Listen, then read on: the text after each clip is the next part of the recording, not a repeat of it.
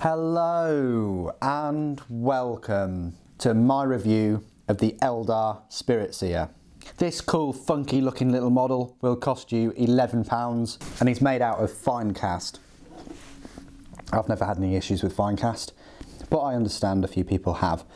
And actually you'd expect this model to have some issues because one, it's Eldar, so it's quite small, and two, it's got a rod.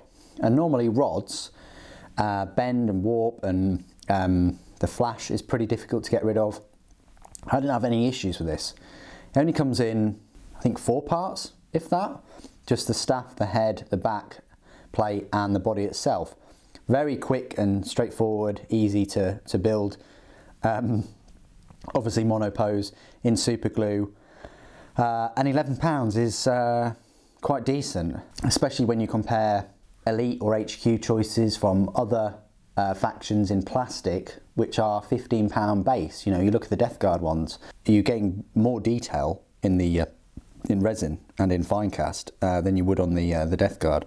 Although the Death Guard do have a fair bit of detail.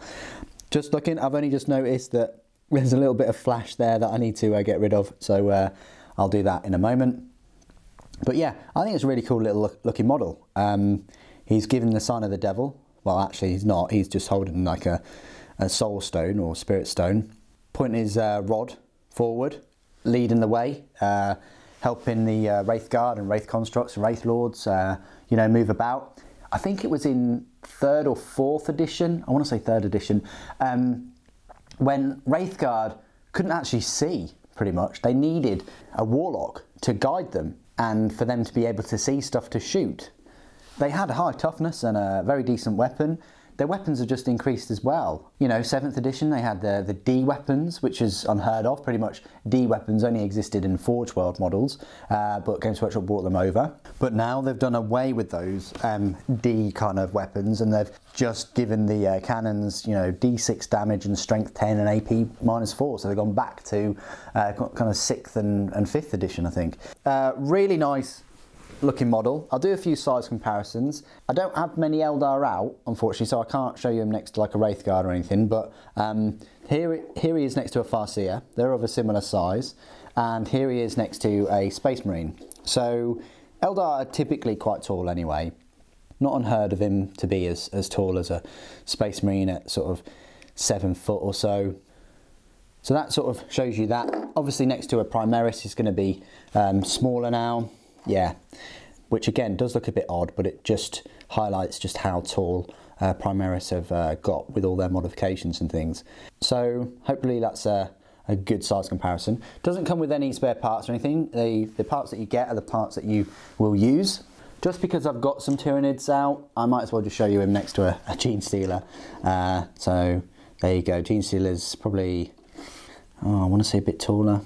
No, it's a bit shorter, but his eyes almost come up to the same height, so yeah, that's probably given that Spiritseer flashbacks of Eandon, but there we go. And now we're in my part of the review where I'll talk about the rules for the little Spiritseer. You'll find him in your brand new Eldar Codex that only came out a month ago, I think, I want to say, or a couple months ago. We're in December, by the way. And you'll find him in the HQ section. Not unlike your Farseers and your Warlocks. Personally, I think that this little Spiritseer should be next to the Warlocks because he has got a higher power point level. You know, he's got double the wounds and so on.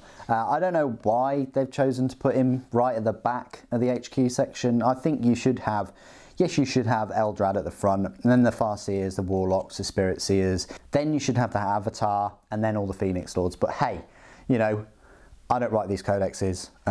This is just what we've got. So the Spiritseer is a power point cost of a 3 and a point cost of 45. So I think he's about the same as like a Terminator, put it in that point of view. His movement is a very fast hop skippity doo movement range of 7 inches, which is the same as Warlocks and Farseers and the like. His weapon skill is a 2+, ballistic skill is a 2+, so the same as a Farseer, and both of those values are actually better than a Warlock too. So he's definitely one up in that respect. His strength is 3, his toughness is 3, same as a Warlock and Farseer too. He's got 4 wounds, so 1 less than a Farseer, but double the amount than a Warlock. He's got 2 attacks, which is the same as a Farseer and Warlock. His leadership is 8, which is the same as Warlock, but worse than Farseer. And his save is a 6+, which is the same as the other 2, but he does have the incredible rune armour, which they both have, which grants him a 4+ invulnerable save. What's he equipped with? Well, he's a single model armed with a shuriken pistol and a witch staff, similar to the Warlock, but the Warlock has a witch blade. The shuriken pistol, obviously it's a 12-inch range pistol weapon, one shot, strength 4, damage 1. Each time you make a wound roll of a 6, the hit is resolved with AP -3. So it gives you a little bit of a, you know, extra AP kind of value, you know, getting that 6, as is the case with all shuriken weapons. The witch staff, the little doodah that he's holding with his right hand. Now this thing has strength user, so it's only going to be 3, AP 0, damage 2. How does that compare to a witch blade?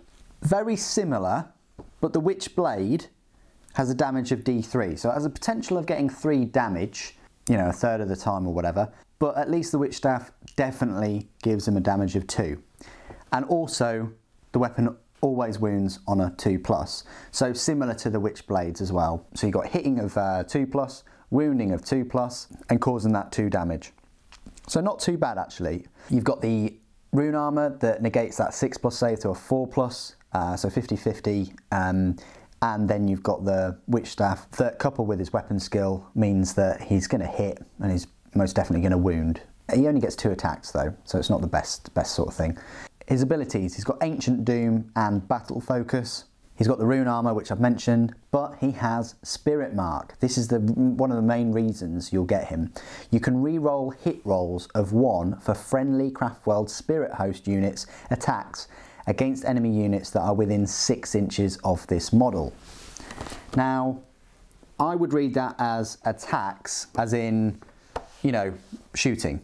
That's what I would go for. It would be nice if he could re-roll all hit rolls, but the fact that it's a 1 is still good. I mean, ballistic skill for Eldar typically 3+ anyway, but it's nice that he's got that extra little buff for your Spirit Host units, which include your Wraith Blades and your Wraith Guard, your Wraith Lord, and of course your Wraith Knight. So he's going to be a big buff to your Wraith Knight. If you can keep him close to the Wraith Knight, because the little Spiritseer there, movement is 7 inches, and the Wraith Knight obviously has movement of 12 inches. The slowest the Wraith Knight will ever move, even when he's down to like 1 wound, is still going to be faster than the little Spiritseer. So you might want to invest in like a little Yoda type backpack to put on the back of your Wraith Knight, just to carry this dude around, so that he can re-roll the hit rolls of a 1 if you do actually get them with your Wraith Knight. He's also a Psyker.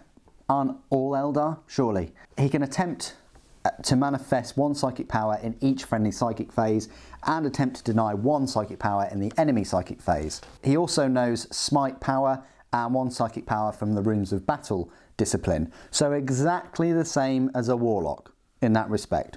He can manifest 1, he can deny 1, and he knows Smite. So the real question is, why would you even take a Warlock when you can get the Spiritseer for 1 power point more, but double the wounds, much better weapon skill and ballistic skill, and the Spirit Mark? Well, probably because you can equip the Warlock with a Singing Spear, which is a 12-inch shooting attack, and also he's got Destructor. So when he manifests Smite, it has a range of 9 inches rather than 18, and only deals a single mortal wound. I really like the Spiritseer. Well, hence why I bought him, obviously. I think he's a great looking model. I really do like him in the colour scheme that Games Workshop have painted him in, or the heavy metal team, should I say. I'll just show you a picture here. There he is, chilling out, rocking out. Excellent paint colour scheme, and very odd to see him with the same hand, you know, colours and things. So normally they're Wind Riders, and normally they're, you know, quite fast attack Eldar army. So odd to have them, but they do exist. They do exist in all the Eldar armies. But still, lovely looking model. A fair price at £11. Very straightforward, quick model to build.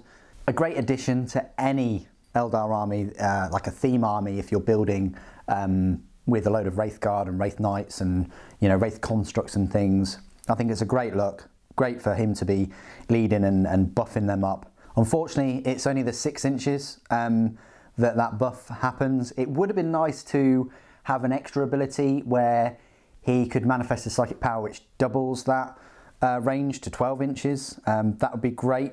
Or maybe just buff the Spirit Mark ability itself so they could reroll all failed to hit rolls rather than just on a 1. What are your experiences of the Spiritseer? Do you use him in your Eldar army? Do you have a themed army, a Wraithguard sort of themed army?